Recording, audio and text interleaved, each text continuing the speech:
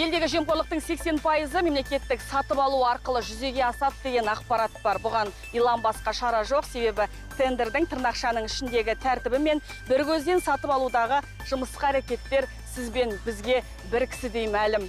Мемлекет басшысы 2022 жылы саладағы олқылықтарды реттеуді тапсырған болатын. Депутаттар 9 ай бойы толғатып, маңызды құжатты таяуда президентке жолдады. Мемлекет басшысы оған қол қойды, сонымен жаңа заң нені қамтыды, нені қалыс қалдырды, тарқатайық.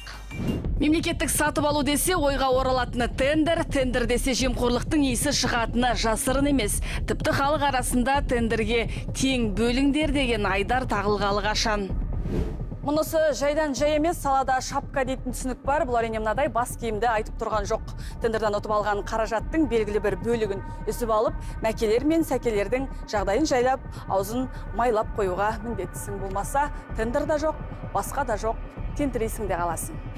Мұндай түйткіл әсіресе бизнес өкілдеріне жақсы таныс. Алматылық кәсіпкер Тәукехан талай тапсырыс берушіні соттан сотқа сүйреген, ешқашан пара бермеймін де деген ұстаным үшін конкурстан ұту былай тұрсын, қатысудың өзі оңайға соққан емес. Неше түрлі жайтпен соттастық, 100-ден астам сотқа қатыстық осы 4 жылдың ішінде. Көбісін ұттық, бірақ жаңағыдай заңмен қорғалмаған жағдайлар болады. Керек емес документтер сұралады, керек емес подтверждениялар сұралады. Одан кейін шетелден алынып келетін сроғы аз товарларға срок поставки, товар жеткізіп беру уақыты 3 күн или 15 күн деп қояды. Қазақстан банкіне товар заказ беру үшін договорды регистрация жасаудың өзі бір апта уақыт алады. Қолданыстағы заңда тапсырыс берушіден гөрі тапсырысты алушының құқығы шектеулі дейді сала сарапшылары. Мұны әділдік жолы қоғамдық бірлестігі талайдан қозғап келеді. Көшедегі шамдардың тендерін өткізеді, және 669 миллионға мердігер ұтып алады. Ал келесі өнім беруші, мердігер 203 миллион жеңілдікпен тендерға кіреді. Бірақ оған жаңағы тендерға өткізбей, әртүрлі себептермен оны тендерден өткізбей тастайды. Кейін ол сот арқылы жеңіп, қазір енді протоколдың қорытындысын жаңағы заңсыз деп танып, сот арқылы жеңіп шығып жатыр. Бұл жерде былай қарасаңыз, қазір кәсіпкердің уақыты кетті, оған бүкіл қаражаты кетті. Бүгін порталдан қарасам, енді Алматы қаласының активтер департаменті ол кәсіпкерге, ұтып алған кәсіпкерге бірінші уже 90 миллиондай ақша төлеп қойды. Бірақ бұл миллиондар кері қайтарылмайды. Бұл да қолданыстағы заңның кезекті олқылығы. Осылайша қазынадан бөлінген қаражат құмға сіңіп, желге ұшады деген сөз. Тендерге қатыстық, ұттық біз. Ұтқаннан кейін біздің компания НДС төлейтін компания. Біздің компания НДС төлейтін компания болғаннан кейін бізге олар келісім шартта НДС-пен жіберу керек. Бізге НДС-сіз жібереді. Біз айтамыз, НДС-пен жіберу керексіңдер, біз НДС-ті сендер жібермесеңдер, біз үстінен қосып төлеуге мәжбүр боламыз, бізге не выгодно. Бізде жылда ұтып алатын компания НДС төлемейтін еді, сол үшін біз осылай ғана жібере аламыз, болмаса договор жібермейміз дейді. Ал біз договорға қол қоймасақ, біздің компания черный списокқа кетеді. Біздегі мемлекеттік сатып алу порталы ТМД елдері ішіндегі ең ашық әрі қолжетімді. Онысына дау жоқ. Бұл дегеніміз кез келген Қазақстан азаматы сайтқа кіріп, мемлекеттік органдардың тапсырысын барлап, бақылай алады, шағымданады. Бірақ қолынан кеп тұрғанды қонышынан басатындарға бұл да кедергі емес әрине. Сайтты бастан аяқ мұқият қараған адамға қызық көп. Мәселен, Батыс Қазақстан облысының прокуратурасы қымбат сырт киім тігуге тапсырыс берген. Сайттағы қосымшаның сипаттамасында былай делінген: мемлекеттік әділет кеңесшісіне арналған пальтоның түсі қара, түпті астары бар, таза былғардан жасалған болуы тиіс екені де айшықталған. Ал құнды сырт киімнің жағасы нағыз қара көл жүннен жасалуы тиіс екен, және құны 800 мыңнан кемі кем. Ал Жетісу облысы Кербұлақ аудандық мәслихатының төрағасы 300 мың теңгенің креслосына тапсырыс берген. Бастыққа арналған орындықтың жақтауы таза ағаш, нағыз былғармен қапталуы керек деп көрсетілген. Осындай сипаттағы креслоның нарықтағы құнына көз жүгірткен болсақ, 65 мыңнан бастап 150 мың теңгеге дейін шертіп таңдауға болады. Ақтөбе облысының полиция департаменті 44 миллион 642 мың 857 теңгеге 2 жедел саты сатып алуға тендер жариялаған. Еліміздегі жүктемесі 450 мың келілік жедел сатылардың орташа құнын қарадық. Мұндай жедел сатыларды сатып алу бағасы орташа 6 миллионнан 10 миллион теңгеге дейінгі бағаны құрайды екен. Мемлекеттік сатып алуда тек спецификация деген құжат бар. Тек спецификация дегеніміз ол сатылып алатын қызметке, тауарға талап. Сол талап қоюдың, сол құжаттың сапасы өте төмен. Кейбір кезде қайтадан жемқорлық жаңағы қандай несі бар, ұйытқысы бар дейміз ғой. Сол талаптардың ішінде артық талап қою мүмкін. Айта берсең, қазіргі заңның шикі тұстары аз емес. Мемлекет басшысы осыны ескеріп, саланы реформалауды 2022 жылы тапсырған еді. Бұл құжат парламентте ұзақ талқыланған заң жобаларының бірі болды. Жалпы мемлекеттік сатып алу саласы бұл өте күрделі сала. Қарапайым тілмен айтқанда, былай тартсаң өгіз өледі, былай тартсаң арба сынады дейді. Енді осы ретте мына өгізді өлтірмей, арбаны сындырмай шығу өте қиын болып табылады. Сонымен қатар мына мәжілістің қабырғасында талқылау ұзақ болған себептерінің бірі, мәжіліс депутаттарының басым көпшілігі бұрын жергілікті атқарушы органдарда еңбек еткен азаматтар, олар мына мемлекеттік сатып алу жүйесіндегі белгілі бір проблемаларды өздерінің көздерімен көрген тәжірибелі мамандар болып табылады. Талқылау өте қызу болды. Осы өзгерістердің керектігін жалпы қоғам белсенділері, мемлекеттік аппарат, яғни мемлекеттік органдар, тіпті бизнес өкілдері де айтқан болатын. Себебі осы мемлекеттік сатып алулардағы көптеген кемшіліктер болды, және де осы заманға сай өзгерістер енгізуге тиісті еді. Менің ойымша енді түзеуге бірталай қадам жасалды. Енді бірақ мен қайтадан айтып кетейін, бұл өте күрделі саланың бір түрі. Неге десеңіздер, жылда мемлекеттік сатып алу арқылы 4 триллионнан астам теңге жұмсалады Қазақстан бойынша. Қазақстанның мемлекеттік сатып алу порталы арқылы 1,5 миллионнан астам келісім шартқа қол қойылады. Сондықтан да бұл өте сондай жемқорлыққа тәуелді сала деп айтуға да болады. Ал бұнымен күресу өте қиын.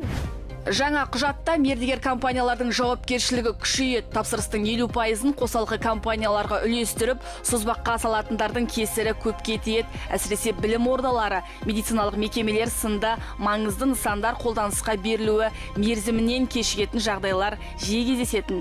Енді 50 емес, қосалқы компанияға жобаның тек 30%-ын тапсыруға болады. Келесі жылдан бастап бізде тек қана бағаға қарамай, сапасына қарайтын болады мердігерлердің. Ол үшін болашақ сапалы мердігерлер тізімі жасалатын болады.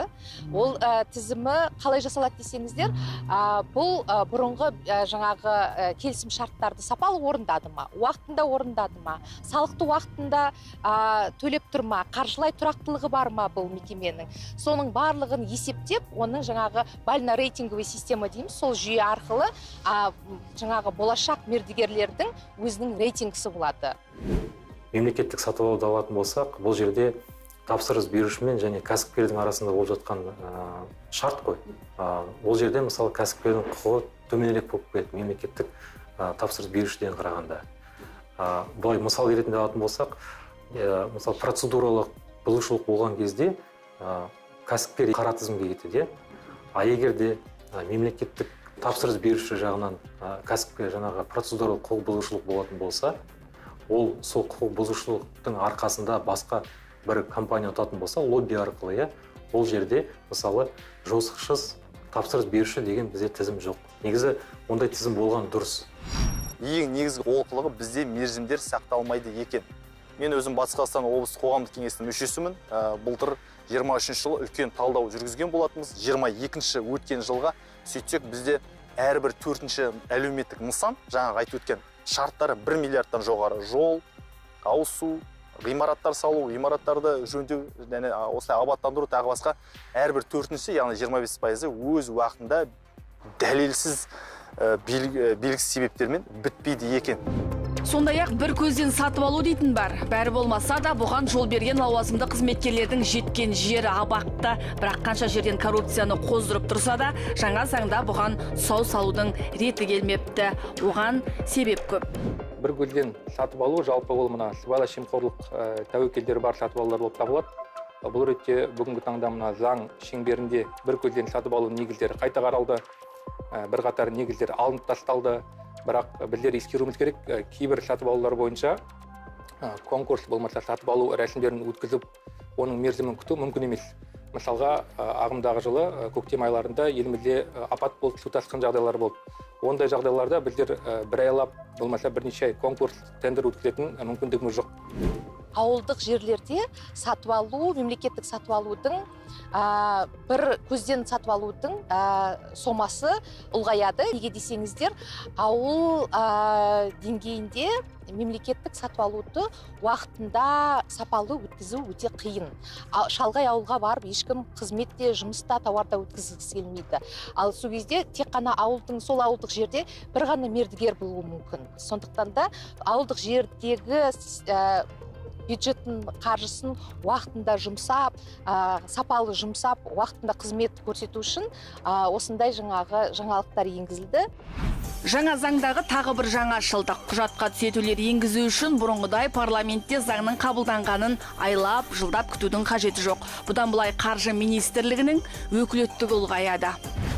Жалпы заңнама мысалы бір заң ғана өзгертіп, бүкіл жемқорлықты азайтып тастау мүмкін емес. Себебі бұл заң бірнеше заңдарды қамтиды. Бұл қылмыстық кодексын қамтиды, әкімшілік кодексын қамтиды, және де бюджеттік кодекстерді қамтиды. Болашақта, егер де қазір осы заңда қабылданған заңда қаржы министрлігінің өкілеттігі ұлғайды. Егер де олқылықтар шығатын болса заңның, қайтадан мысалы депутаттар парламент арқылы жаңадан заң қабылдап керек емес, қаржы министрлігінің ереженің ортасында ғана өзгерістерді енгізуге болады, түзетулерді енгізуге болады. Сыбайлас жемқорлыққа қарсы қызмет соңғы 2 жылда мемлекеттік сатып алу саласында 67 миллиард теңгеден астам сомаға бюджет қаражатының тиімсіз жұмсалуын әшкерелеген. 2022 жылы 29 миллиард теңге, 2023 жылда 38 миллиард теңгеден асады. Көптеген жағдайларда заң бұзушылықтарға әкім аппараттары, білім беру және денсаулық сақтау ұйымдары жол беретін көрінеді. Жалпы 23-24 жылдар аралығында жалпы сомасы 71 миллиард теңгеден астам бағаның көтерілуіне жол берілмеді. Жоба басталғаннан бері 170 миллиардқа жуық қаражат үнемделді. Негізінен әр деңгейде әкімдіктер әртүрлі техника мен жабдықтарды, жанар-жағармай материалдарын, кеңсе тауарларын, сондай-ақ құрылыс жұмыстарын сатып алу кезінде бағаны көтерілуге жол берген. Мемлекеттік сатып алу сайтындағы сауда әсіресе жаңа жылдың қарсаңында қыза түседі. Жылдық бюджетті игеріп үлгермеген мекемелер үшін миллиондардан құтылудың амалы бұл. Жаңа жылдық безендіру, қызметкерлерге сыйақы, қымбат маркалы көліктерді жалға алу, қарапайым кеңсе құралдарына миллиардтар жұмсау мемлекеттік органдардың әдеттегі айласы. Қаржыны игеру деген түсінігіміз бар, яғни освоение деген жылдың соны болсын, жалпы 90 сайынғы болсын, осы игеру тәсілі толықтай әзірге қарастырған жоқ. Және де оның тиісті кемшіліктері де бар. Сол қаржыны игеремін деген мемлекеттік қызметшілер бүгінгі таңда жалпы қылмыстық жауапкершілікке тартылып та жатады. Сатып алу сайтындағы қарбалас төтенше жағдай кезеңінде де белең алады. Ұрымтал сәтті пайдаланып қалуға тырысатындардың талайын көз көрді.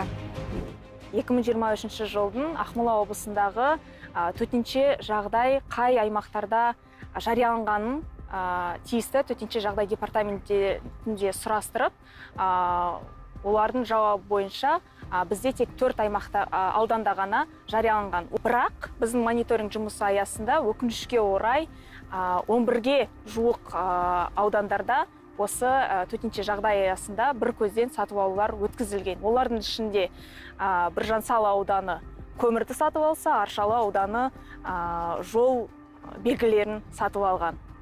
Целиноград ауданына 700 миллионға жуық қаражат бөлінді. Аршалы ауданда 300 миллионға жуық қаражат осы төтенше жағдай аясында қарастырылған. Жоғарыда айтып өттім, бұл сала сондай өте қиын сала. Енді барлық тараптың уәждерін, барлық тараптардың ескертулерін естуге, пысықтауға тырысамыз. Бірақ барлық тараптың көңілінен шығатын нормативтік құқықтық акт қабылдау енді өте қиын. Бұдан кейінгі жұмыс мына қағидаларды әзірлеу шеңберінде жалғасатын болады. Қазақта бір адам таққа мінсе, 40 адам атқа мінеді деген тәмсіл бар. Мұны түсінгенге астары мағыналы. Мамандар жаңа құжат саладағы проблемалардың бәрін болмаса да біразын қамтығанына сенімді. Әсіресе халық пен журналистер тарапынан қоғамдық бақылау жүргізуге мүмкіндік ашып отырғандары көңілге қонымды дейді. Уақыт көрсетеді.